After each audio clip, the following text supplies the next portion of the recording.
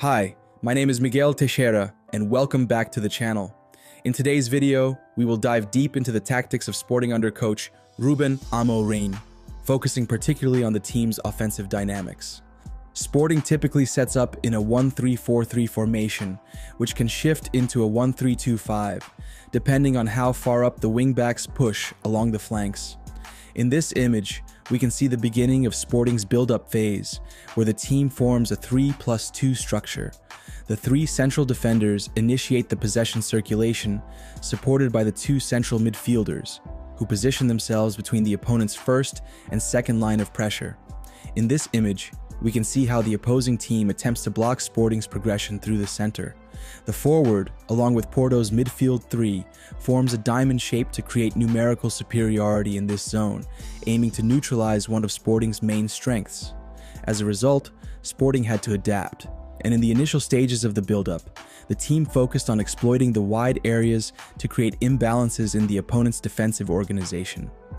Let's take a closer look at one of Sporting's common dynamics after the ball is played out wide. Here, we frequently observe what I call complementary movements. These involve a support movement and a breaking movement, creating confusion for the opponents about which player and space to defend. In this case, the offensive midfielder moves to support and draws the attention of the opposing fullback, while the striker makes a run in behind to exploit the space created. As the play unfolds, the striker takes advantage of the uncertainty created for the opposing fullback and successfully receives the ball behind the defensive line.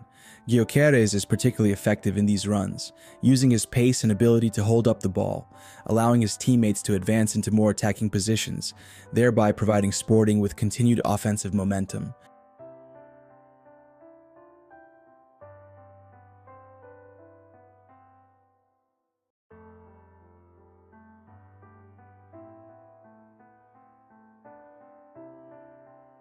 Now, let's observe the same dynamic on the left flank, but with a different outcome. The wingback receives the ball outside the opponent's block, and we immediately see the usual complementary movements between the attacking midfielder and the striker.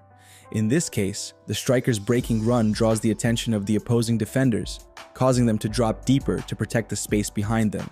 This inside to outside movement pulls the defenders away and creates space for the attacking midfielder to receive the ball inside the opponent's structure, putting Sporting in a strong position to attack the final defensive line.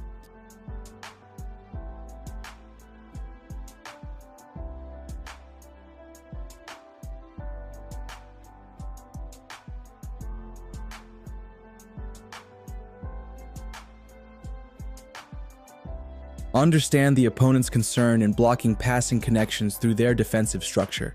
The opponent forms a diamond with the forward and the midfield line, with the central midfielder on that side stepping out to press Sporting's central defenders. Meanwhile, the wingback positions himself lower on the field to cover for the central midfielder who has stepped out, thus protecting the central corridor. Sporting again advances down the flank, but struggles to find the right timing to accelerate the play.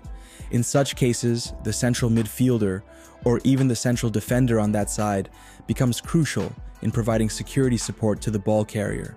With the opponent effectively closing down the central corridor, Sporting opts to quickly switch the play to find advantages on the opposite side of the field.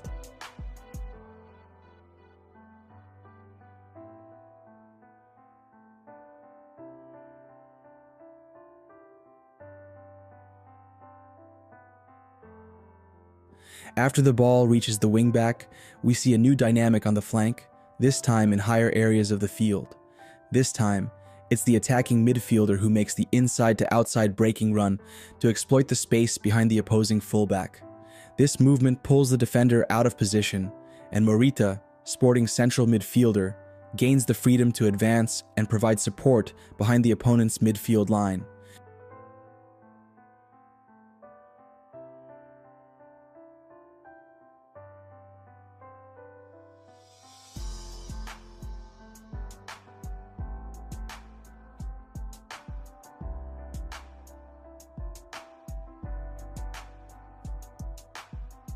Now, let's see a new strategy from Sporting to break down the opponent's defensive block. Sporting circulates the ball, And when they can't find immediate solutions for progress, the team is comfortable maintaining possession to tire out the opponent and look for new opportunities to speed up the play. This time, when the central defender receives the ball, the wingback stays high on the field instead of dropping back. We can observe what I call opposite movements on the flank. The attacking midfielder drops towards the goal to attract the opponent's pressure, while the wingback moves in the opposite direction to exploit the space created. These movements are crucial for Sporting to create a 1v1 situation on the flank, particularly on the right side, where they utilize a winger capable of exploiting these situations, either by cutting inside to use his stronger foot or driving towards the byline to deliver a cross.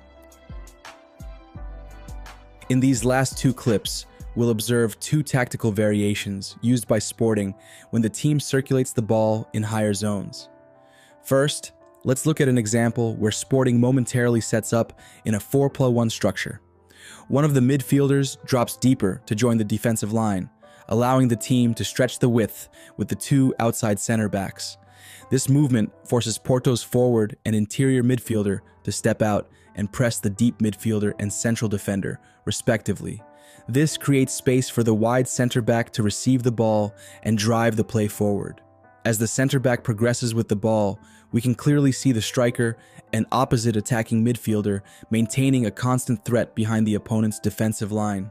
The goal here is to destabilize the backline and simultaneously push them deeper into their own half, opening up space between their lines and between individual defenders on the ball side.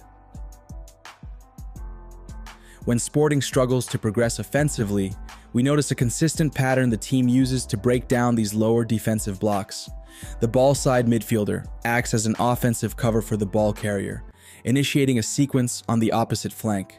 This backward pass, which often signals to the opponent to push their defensive block higher, also triggers the attacking midfielder to start a breaking run. This movement provides an option for the ball carrier behind the opponent's defensive line.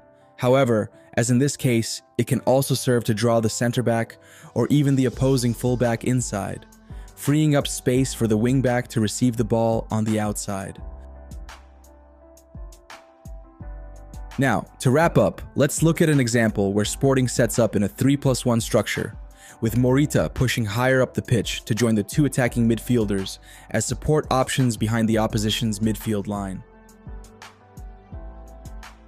When the ball reaches the wide center back, we can again observe opposite movements down the flank. The attacking midfielder moves closer to the ball carrier, dragging the opposing wingback and creating space in behind for the winger to receive the ball in a 1v1 situation against the fullback. Double option for the ball carrier. The striker makes a breaking run to attack the space between the fullback and the center back, while Morita accelerates to exploit the space between the lines and between the center backs, generated by the striker's run.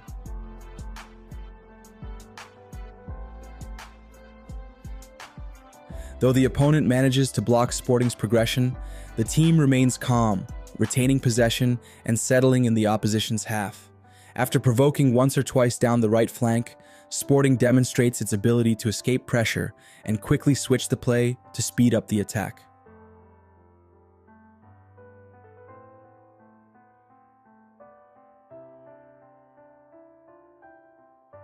Now, with the ball carrier in an open situation, we see Morita again positioned between the lines, offering yet another solution in that space. At the same time, the closer proximity of players in this zone allows Sporting to combine through the opponent's block and accelerate the play. Also, take note of the number of Sporting players in the final third, not only during the creation phase, but also when stepping into the box to finish the plays. And if you enjoy this type of content, don't forget to subscribe to the channel so you don't miss anything. Thanks for watching, and see you in the next video.